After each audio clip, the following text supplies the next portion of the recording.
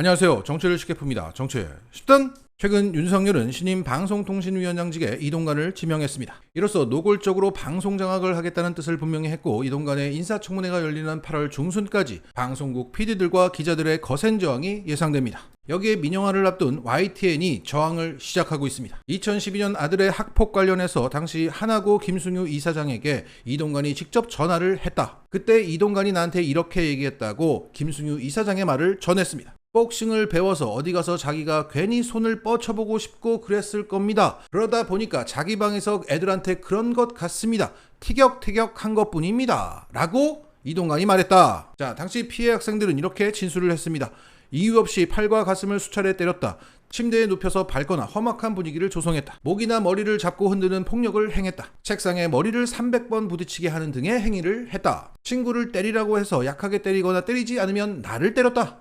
이랬는데 이동관은 아들이 복싱을 배워서 괜히 손을 뻗쳐보고 싶어서 그냥 티격태격 한 것뿐입니다. 라고 말한 겁니다.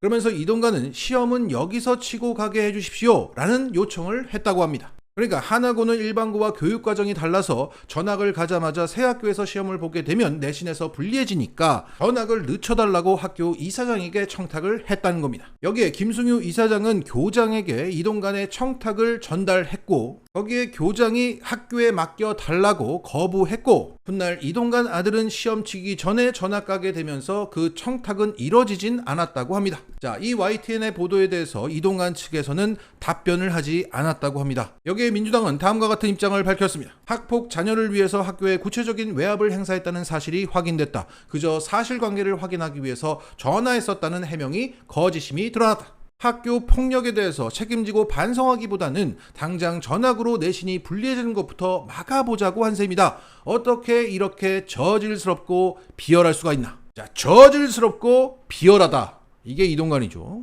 이 후보자는 공직자로서 어떤 기본적인 자질조차 갖추지 못했다. 윤석열은 이 후보자 지명을 철회하고 국민에게 사과하라. 그리고 이어서 YTN은 이동관 부인의 2010년 인사청탁건을 보도했습니다. 자, 이동관 부인은 앞서 아들 학폭 사건이 터졌을 때 학교에 방문해서 학폭 처리에 이의를 제기하는 교사들의 명단을 적어달라고 했던 인물입니다. 그러니까 학교에서 폭력 사건이 발생하면 당연히 학폭위를 열어야 마땅한데 열지 않은 것에 대해서 교사들이 당연히 반발했는데 그걸 왜 반발하냐고 응징하러 학교에 갔던 대단한 인물이었습니다. 자, 2010년 한 불교 종파 신도 회장 A씨가 구속 기소가 됩니다. 이후 A씨는 정부 고위층과 가깝다고 행세하며 돈을 가로챈 혐의로 유죄가 확정됩니다. 당시 판결문에는 이렇게 적혀져 있습니다. 2009년 A씨는 지인 C씨에게서 대통령 직속의 G20 정상회의 준비위원회 홍보기획단장 1급 자리를 부탁받습니다. 그러니까 C가 A한테 나 저 자리 가게 좀 해줘 라고 했던 거예요. 이후 A는 이동관 부인에게 C의 이력서를 건넸고, 그리고 2달 뒤에 A의 아파트 현관 앞에서 수건이 들어있는 쇼핑백을 줬다. 그리고 이동관의 부인은 당시 경찰에서 이렇게 진술합니다. 다음날 확인해 보니 5만원권 지폐 100장씩 내묶음 2천만원을 뒤늦게 발견했고 바로 가져가라고 연락했고 그날 밤 돌려줬다. 자, 이 기사만 그대로 보면 뭔가 명확하지가 않아요. 선후관계가 막 뒤섞여 있어갖고. 그러니까 A가 이동관 부인에게 C의 이력서를 전달했고 돈은 2달 뒤에 전달했다. C는 원했던 자리에 가지 못했고 C가 내 돈 어디 간 거야? 라고 신고했고 문제가 되자 이동관 부인은 뒤늦게 당시에 바로 돌려줬어요. 라고 경찰에서 진술을 했다는 얘기입니다. 그러니까 기사를 그대로 읽으면 이동관 부인이 스스로 돈을 받자마자 경찰에 가서 나 돈을 돌려줬어요. 이렇게 얘기한 것처럼 오해할 수가 있다는 겁니다. 그리고 A는 이 사건과 함께 다른 사기 사건과 묶여서 기소가 되었다. 당시 이 사건을 수사했던 서울중앙지검 특수 1부는 이동관 부인에 대해서는 경찰 조사 기록 등을 근거로 사실로 판단을 했다는 거예요. 그리고 지금 이동관은 이렇게 말하는 겁니다. 당시 내가 귀가 후에 그 얘기를 전해 듣고 청와대 민정수석실에 신고를 했었습니다. 라고 지금 얘기하고 있다는 거예요. 자, A씨는 권력층과 연결하고 싶은 사람들을 이어주는 로비스트였다는 얘기입니다. 이런 로비스트가 이동관 부인에게 이력서와 2천만 원을 건넸는데 당시 중앙지검 특수부 1부가 마사지를 해서 이동관 부인은 빠져나갔지만 A는 빠져나가지 못하고 유죄가 확정되었다. 자, 100번 양보해서 이동관과 이동관 부인의 해명이 맞다고 하더라도 이런 얘기가 되는 거 아닙니까? 여러 사기를 쳐서 유죄로 확정될 만큼의 로비스트 활동을 했던 사람을 가깝게 두고 그에게서 이력서를 받고 뭔가를 받았다는 건 팩트가 아닙니까? 정말 돈을 바로 돌려주고 민정수석실에 신고까지 했다면 당시 자신을 곤란하게 만든 이 사람 정말 큰일 날 사람이네. 멀리해야 정상인데. MB 청와대 인사들은 그가 주최하는 불교 행사에 대거 참석했다는 거 아닙니까? 정말 이동관이 민정수석실에 신고를 했다면 가깝게 하지 말아야 할 인물로 낙인이 찍혔을 것인데 거기에 청와대 인사와 장관들이 우르르 몰려갔습니다. 자, 인사청탁 사건이 일어났던 2달 뒤인 2010년 3월 그 로비스트 A씨가 회장을 맡고 있는 신도의 주최로 열린 대규모의 불교 행사가 열립니다. 거기에 청와대 인사들이 대거 참석하고 당시 유인촌 문체부 장관은 A씨의 이름을 직접 거명까지 하면서 축사를 합니다. 모두의 로비스트였다는 거죠.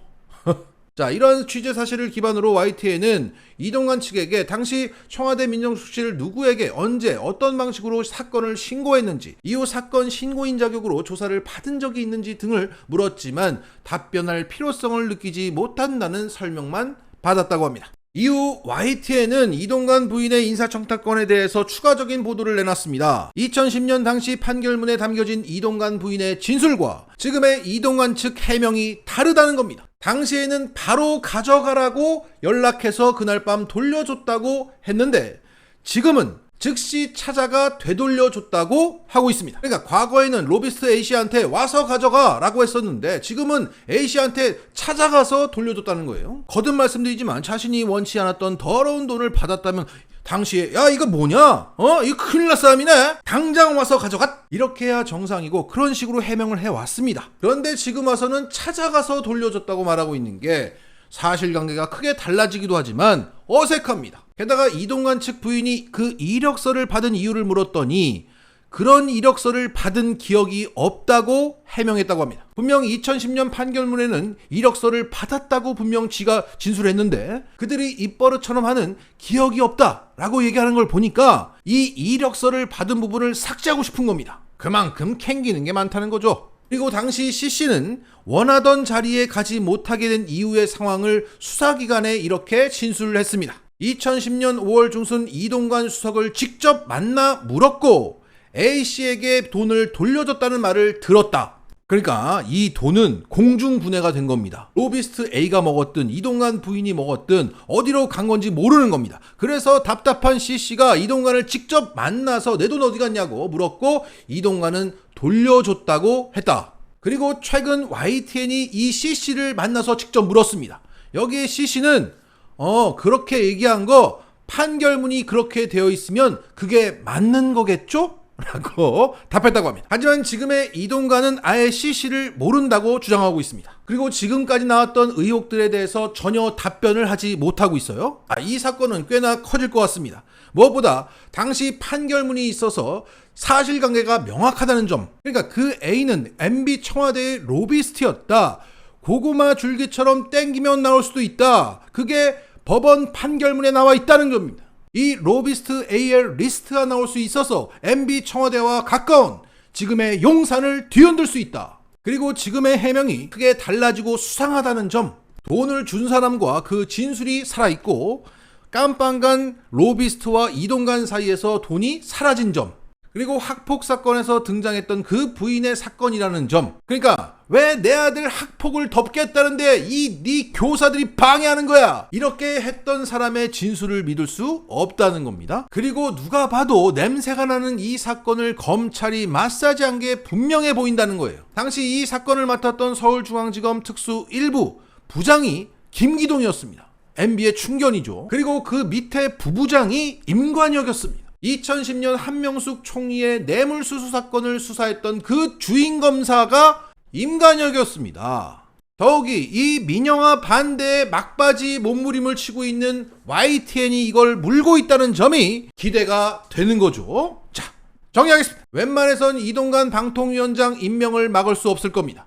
여기에 방송국 PD들과 기자들은 자신들이 웬만하지 않다는 것을 보여주려 할 것입니다. 앞으로 2주 그들의 대결이 시작됩니다. 그래도 희망은 있구나. 역시 절망적이네. 우리는 과연 어떤 감정을 느끼게 될까? 마치겠습니다.